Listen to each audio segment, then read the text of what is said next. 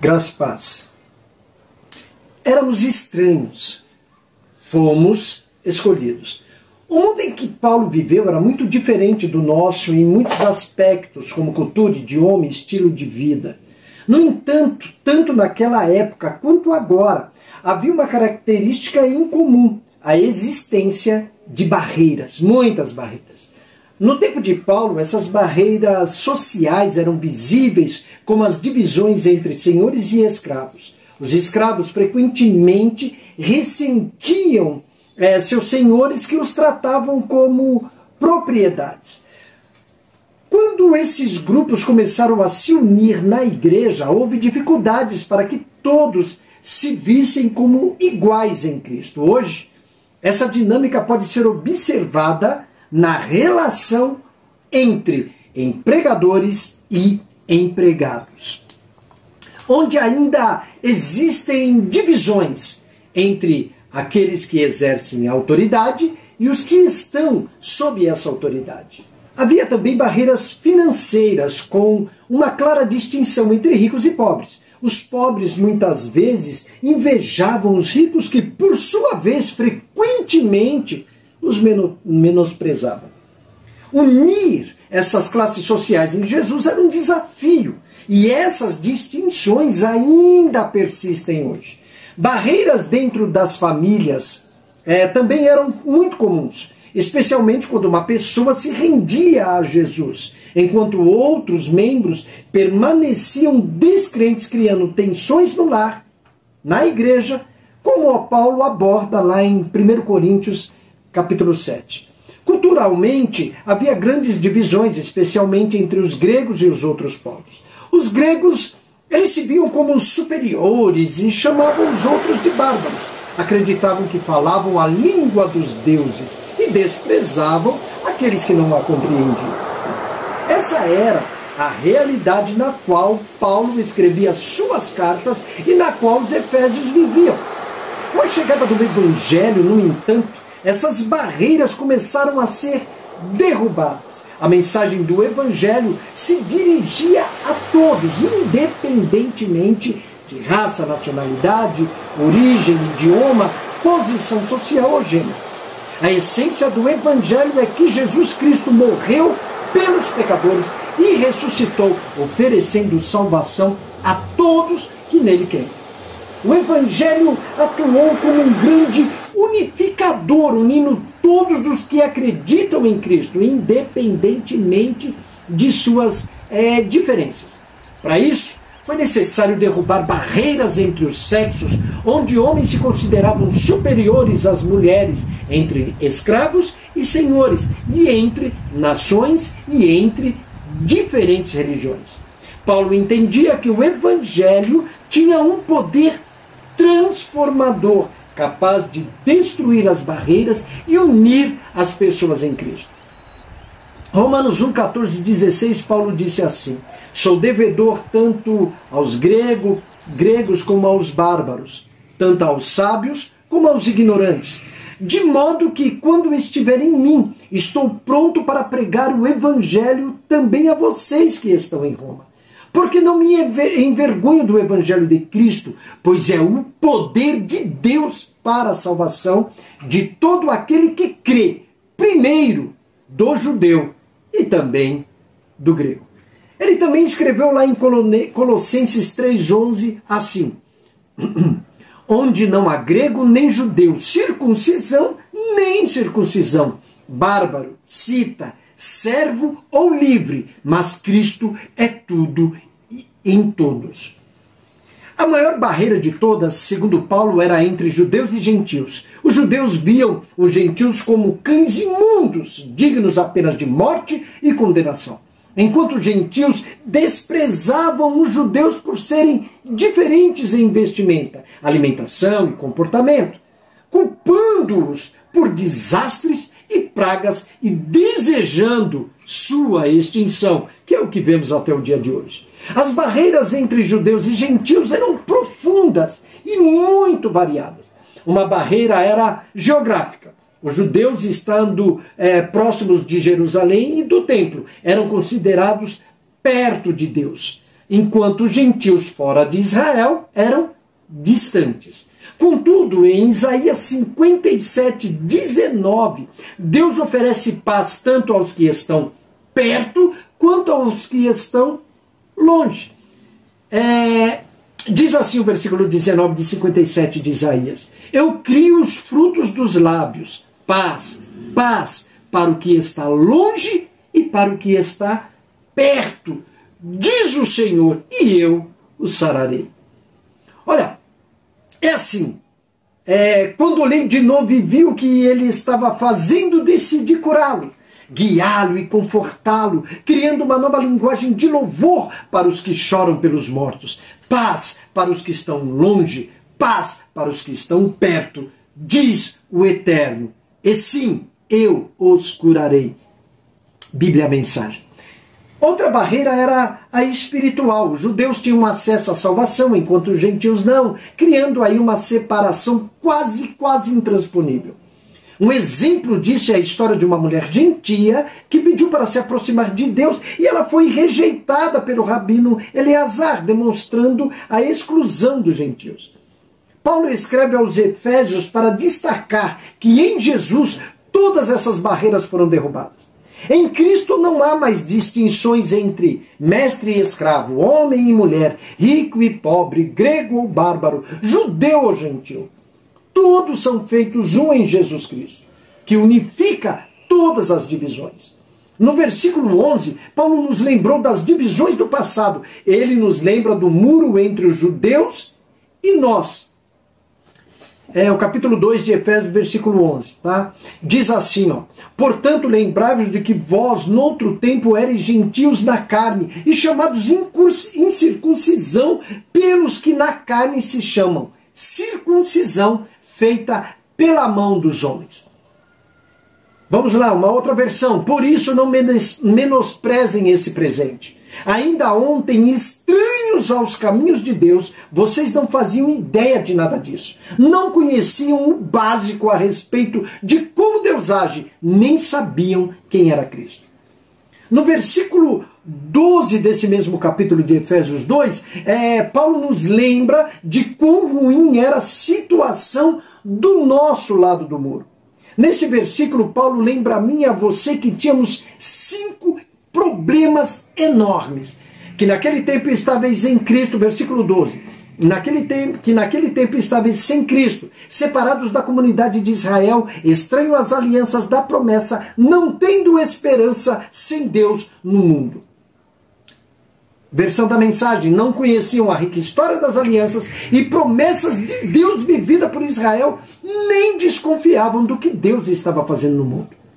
Vamos lá. 1. Estávamos sem Cristo, sem Yeshua, sem Jesus. 2. A gente era estrangeiros da comunidade de Israel. 3. A gente era estranho às alianças da promessa.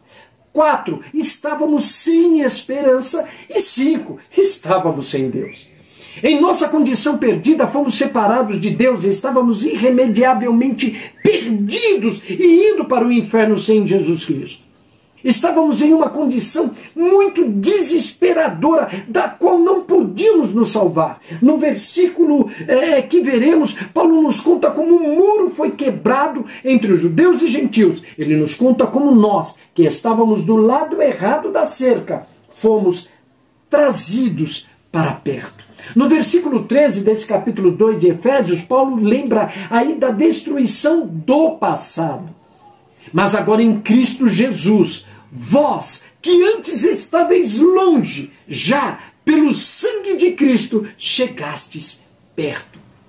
Olha que interessante, agora por causa de Cristo, que morreu da forma que morreu, derramando seu sangue, vocês, eu, você, que estávamos longe, estávamos excluídos de tudo isso, agora participamos de tudo. Há poder, né?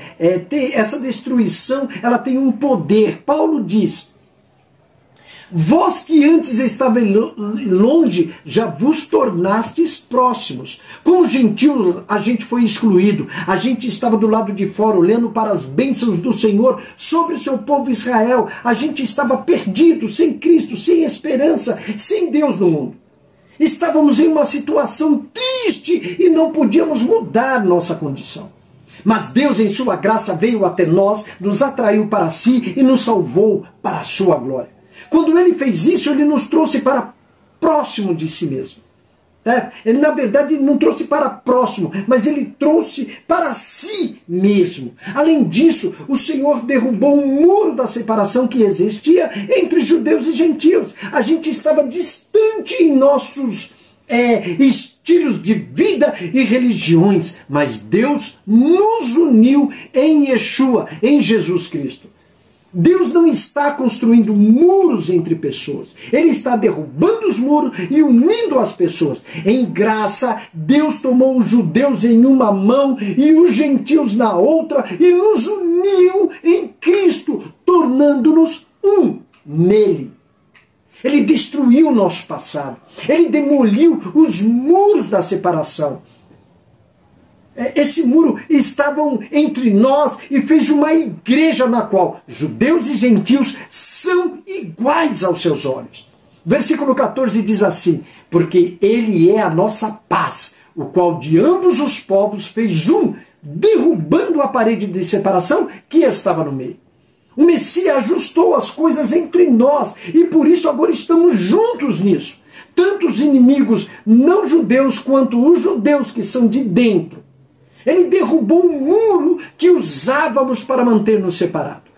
O poder de Deus na destruição do nosso passado é revelado no fato de que ele foi capaz de pegar dois grupos de pessoas que nunca teriam se unido por si mesmo e ele fez um em Jesus.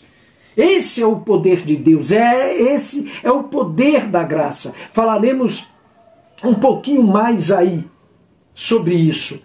Paulo e Epafrodito, Filipenses 2,25, mostra aí que esse é o poder da graça. Ele fará você amar as pessoas que você costumava odiar. Ele fará você amar aqueles que lhe fizeram mal. Versículo 25 diz assim, de Filipenses 2,25, vamos lá. Julguei contudo necessário mandar-vos Epafrodito, meu irmão e cooperador, e companheiro nos combates, e vosso enviado para prover as minhas necessidades. Ele derruba aí os muros de separação entre as pessoas e os une em Jesus Cristo. Se o que você tem não faz de você um com seu irmão, então o que você tem não é o Senhor. 1 João 3,14 a 16 nos diz assim, ó.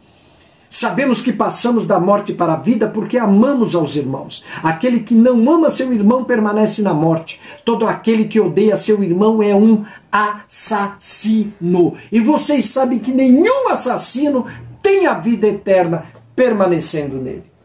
Nisto conhecemos o amor de Deus, que ele deu a sua vida por nós e nós devemos dar a nossa vida pelos irmãos. 1 João 4, 20 e 21 nos diz assim: se alguém disser, amo a Deus, e odiar a seu irmão é mentiroso, pois aquele que não ama a seu irmão, a quem vê, como pode amar a Deus a quem não vê?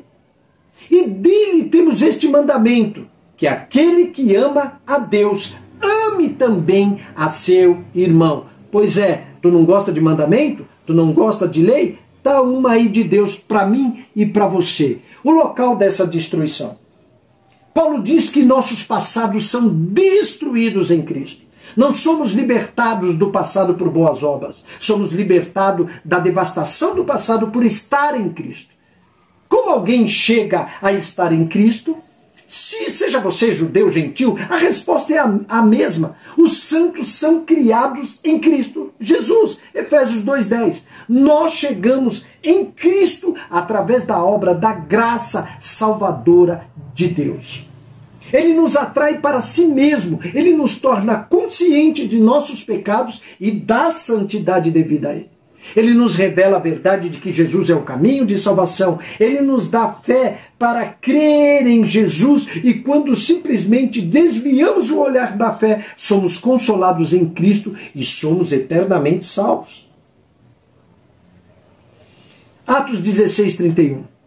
E eles disseram, crê no Senhor Jesus Cristo e serás salvo tu e tua casa. É assim. Deposite sua inteira confiança no Senhor Jesus e você terá salvação e saberá o que é viver de verdade, e todos os da sua casa também. Romanos 10:13. Porque todo aquele que invocar o nome do Senhor será salvo. Todo aquele que clamar, socorro Deus, socorro, esse alcançará ajuda. Apocalipse 22:17. E o Espírito e a esposa dizem, vem. E quem ouve, diga, vem. E quem tem sede, vinha. E quem quiser, tome de graça da água da vida. Venha, dizem o Espírito e a noiva. Quem ouvir, repita, venha. Alguém está com sede? Venha. Todos os que quiserem, venham e bebam. Bebam livremente da água da vida. Quando somos salvos pela graça de Deus, somos feitos próximos, ou seja, sem nenhum esforço nisso, somos trazidos para perto de Deus. Ele derruba um muro que nos separa. Ele alcança a nós enquanto ainda estamos em nossos pecados. Ele nos salva por sua graça e nos atrai para si mesmo. É tudo obra de Deus, é tudo obra da graça. É por isso que ele merece toda a glória e todo o louvor por quem somos nele. Você está em Jesus? Se estiver, você está em um bom lugar. Você foi tirado do pecado, foi trazido para perto de Deus. Você foi liberto do pecado e recebeu sua justiça. Você foi trazido de volta da morte e se tornou um participante da vida. Você foi salvo, mudado, adotado, perdoado, liberto, transformado. Nada era como era. Nunca mais será. Se você não está nele, então você precisa estar. Precisa vir a Jesus Cristo pela fé e ele o salvará por sua graça para a sua glória. Se você vier a ele, ele não rejeitará. João 6,37 fala isso.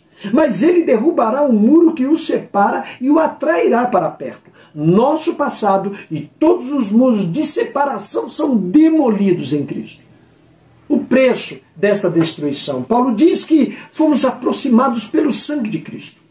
Para unir judeus e gentios como um, o Filho de Deus teve que morrer na cruz do Calvário. Os judeus tinham lá sua lei, seus rituais. Seus sacerdotes ofereciam cabras, ovelhas, touros, pombas, rolas, aos milhões para expiar temporariamente seus pecados. Seus rituais não tiravam um único pecado. Apenas os faziam avançar por mais um dia e por mais um ano. Mas quando Jesus morreu, ele fez o que o sangue de touros e bodes não podia fazer. Quando ele morreu, ele pagou um preço que todas as religiões de todas as eras não podiam pagar. Quando ele morreu, ele derramou seu precioso sangue para expiar os pecados dos perdidos. Quando ele morreu, ele satisfez as justas exigências de Deus pelo pecado e providenciou salvação eterna para todos aqueles que creem nele pela fé. É por isso que a Bíblia diz, é o que diz sobre o sangue de Jesus. Apocalipse 1, 5, 6. Estou quase terminando.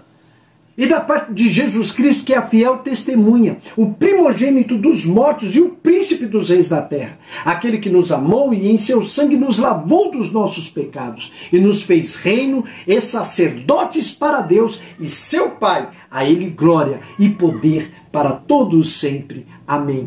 1 Pedro 1, 18 e 19 diz assim: sabendo que não foi com coisas corruptíveis, como prata ou ouro, que fostes resgatados da vossa vã maneira de viver, que por tradição recebeste dos vossos pais, mas com o precioso sangue de Cristo, como de um cordeiro imaculado e incontaminado.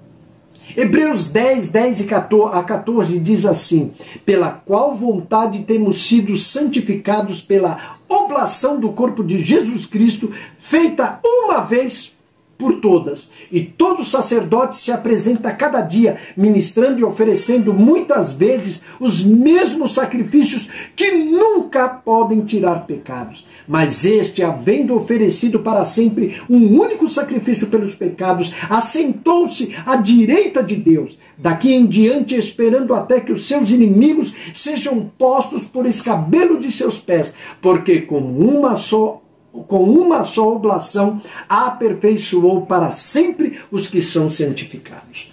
Hebreus 9, 11 a 14 diz assim: mas vindo Cristo, o sumo sacerdote dos bens futuros, por um maior e mais perfeito tabernáculo, não feito por mãos, isto é, não desta criação, nem por sangue de bodes e bezerros, mas por seu próprio sangue, entrou uma vez no santuário, havendo obtido eterna redenção para nós. Porque se o sangue de touros e bodes e a cinza de uma novilha esparzida sobre os imundos o santifica, quanto à purificação da carne, quanto mais o sangue de Cristo, que pelo Espírito eterno se ofereceu a si mesmo, imaculado a Deus, purificará das obras mortas a vossa consciência, para servirdes ao Deus vivo.